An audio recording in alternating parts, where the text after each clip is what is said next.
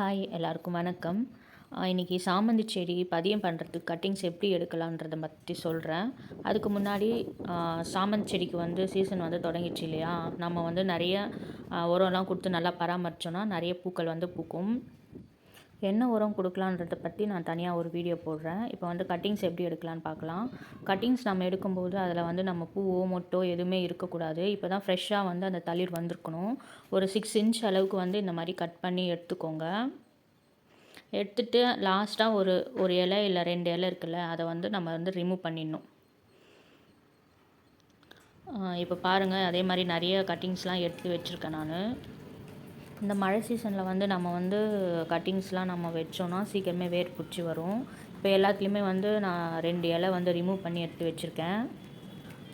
பதியம் போடுறதுக்கு மண்கலவை பார்த்திங்கன்னா நான் வந்து தொட்டி மண்ணில் தான் எடுத்திருக்கேன். தொட்டி மண்ணில் கொஞ்சமாக கோகோபிட் கலந்து இதில் வந்து ஃபில் பண்ணி வச்சுருக்கேன். இப்போ வந்து பதியம் எப்படி பண்ணலான்ட்டு பார்க்கலாம். ஒரு பதியம் எடுத்துருக்கோம்ல, அதை வந்து நம்ம வந்து அப்படியே இன்சர்ட் பண்ணி விடணும். இன்சர்ட் பண்ணும்போது கொஞ்சம் ஸ்லாண்ட்டாக இருக்கிற மாதிரி நம்ம வந்து வச்சு விடணும். நம்ம சாய்வாக வந்து வைக்கும்போது தான் சீக்கிரமே வந்து வேர் பிடிச்சி நம்மளுக்கு வந்து செடி வந்து நல்லா வளர்ந்து வரும்.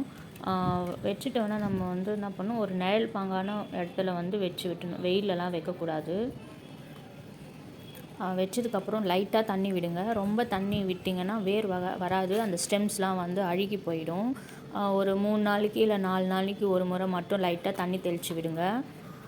ஒரு 10 to 15 டேஸில் வந்து நம்மளுக்கு வந்து வேர் வந்துடும். அதுக்கப்புறம் நீங்கள் வந்து பெரிய தொட்டியில் மாற்றி வச்சுக்கோங்க. நீங்களும் ட்ரை பண்ணி பாருங்கள். தேங்க்யூ.